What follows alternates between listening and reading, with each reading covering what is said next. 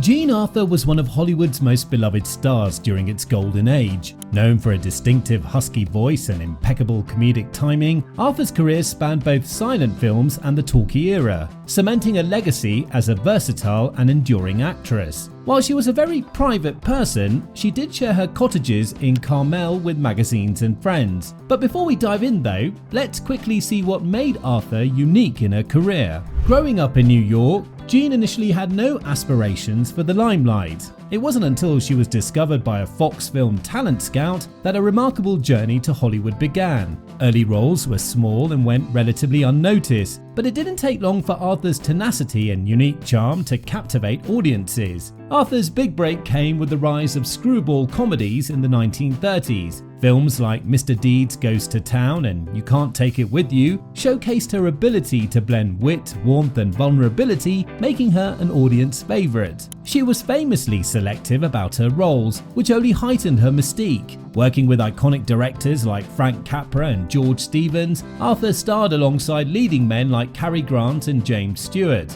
Her performance in The More the Merrier even earned her an Academy Award nomination. Despite her public success, Jean Arthur was known for intensely private nature. She famously disliked the trappings of Hollywood fame, often retreating from the spotlight to enjoy a quieter life. Arthur eventually retired from acting in the 1950s, dedicating her later years to teaching drama at Vassar College and North Carolina School of the Arts. Her elusiveness only added to her enigmatic allure, making her a subject of fascination for classic film enthusiasts to this day. Now, let's explore Jean Arthur's personal sanctuaries, places where the actress could escape the pressures of stardom. Bay and Driftwood Cottages in Carmel by the Sea.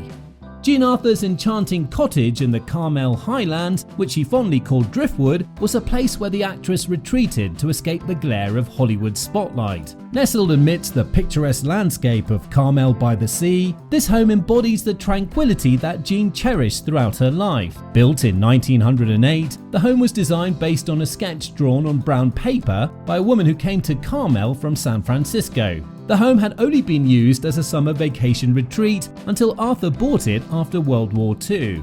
It wasn't long before she added her own personal touches. She created a garden with landscape architect George Hoy that perfectly complemented the redwood exterior. And the Japanese-inspired interiors from when she occupied the home offers a glimpse into the world of a star who valued serenity above all when designing her spaces. She once said, "I love Japanese architecture for its purity and simplicity. I wanted to incorporate some of it into the house and garden. You know, this house has a way of telling you what to do. It talks to me and I listen." For example, the Kwan-on garden room was built as an exercise room and as a place where household plants could go for a rest. Ferns love it out there.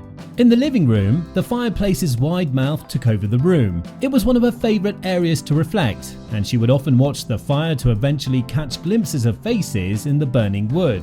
She even had chickens. She told a story once that when working on the movie Shane, there were 2 chickens who played very minor roles in it. She said, "When the work was over, I asked to have the chickens sent to me. You see, I knew they weren't happy making pictures. I called them Henrietta and Unison, and they lived in my shower. Then one afternoon, my brother and I built them a little house in the garden, and Henrietta was so happy to have a place of her own that she began laying 2 eggs a day." While this home held happy memories for Jean since she lived there when cows still grazed the meadows, she decided to move on. In 1977, Arthur sold her Driftwood Cottage and moved to Bay Cottage where she lived out her days. Located just outside of Carmel by the Sea in Carmel Point, she didn't move far from the community she loved. Upon arrival, you're immediately greeted by a white fairytale exterior draped in climbing roses. When walking up the nicely landscaped stone path to the front door, you'll be guided by an enchanting path, framed with manicured hedges and vibrant blooms that honour her love of gardening. Entering the foyer, the warmth of the home hugs you immediately. To the left, a cozy parlour invites you to relax with its charming ambiance. French doors open to one of the home's secluded patios, offering a perfect spot to enjoy a morning coffee while basking in the soft coastal breeze. This space captures the heart of Jean's reclusive lifestyle, where she often found solace in the company of her beloved cats. The cottage features an open floor plan that seamlessly blends rustic design with vibrant comfort. The right wing houses the living room, a delightful space with rustic plank wood floors, and a slate brick wood-burning fireplace that anchors the room. Jean wouldn't be without a fireplace in a new home since it was one of her favourite spots, no matter where she was residing. Large windows flood the space with natural light, framing the breathtaking views of the bay, another favourite of Arthur's. She always said, life by the sea is full of vitality, and this home kept her near the water that gave her energy. Now the dining room continues this theme, with French doors that open to the outdoors, creating an airy connection between the interior and vibrant surroundings. The kitchen, with its beautiful rustic cabinetry and a charming breakfast bar, is both functional and inviting, embodying the down-to-earth elegance that defined Jean's lifestyle. However, one must wonder if she didn't cook wearing an evening dress from time to time, like she did in the 1937 film History is Made at Night. Walking down the centre hall, you'll see beautiful stone walls and plenty of shelving to decorate. At the end, there are 3 bedrooms and 3 baths, each thoughtfully designed with large windows and plenty of storage. A small foyer leads to the master suite, a serene retreat complete with a unique skylight and a window seat that overlooks the front garden. The bath off the master bedroom is modestly adorned with a flowered sink and wallpaper, and a quaint window in the shower tub, adding a whimsical touch. Stepping out onto the back porch, the magic of the home's location truly comes alive. Perched on a hill, the porch offers sweeping views of the bay, Pebble Beach and Carmel Beach. The landing is beautifully designed with a bench and a charming birdhouse, adding to the storybook allure.